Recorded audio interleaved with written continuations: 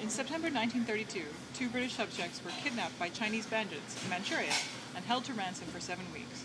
The newspaper reports on the captivity of Mrs. Tinko, Pawley, and Mr. Corcoran have long been forgotten, yet they make supremely funny reading. Oh, God. And Waugh clearly followed the story with relish. The bandits' demands were preposterous.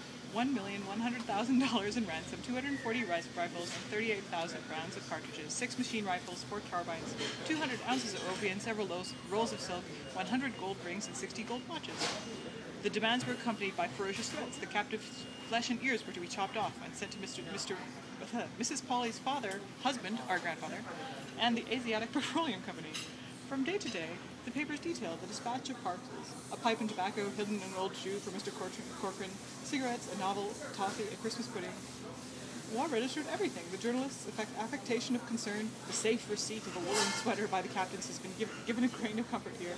Their titillatory evocation of cruelty, they were bound by thin ropes which went around the tops of their necks and their arms. And above all, the curiously jaunty letters of the captains themselves. Quote, "It is pretty well here, we are beastly bored. You see the parcels and everything okay. Next time the messengers come, they must bring $30,000 and 200 ounces of opium, or else goodbye ears." At the foot of Mrs. Pawley's letter, Mr. Corcoran has added the following note: above confirmed, bung ho for now. Many thanks for whiskey. Tinko has drank most of it, but I have had my share. See you soon, Charles. The captive's final liberation by the Japanese was also strangely anticlimactic. Quote, "They were free but could not realize it, and showed no excitement when told they were to be released."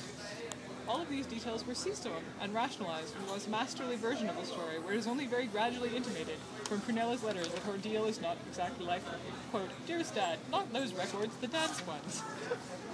And that far from being kidnapped, she went into hiding with the shadowy remittance man from Kenya in order to raise a ransom for them to return to England and marry.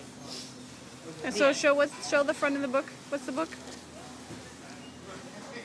All right. And the story is called An Incident in Azania. That's crazy. Yes.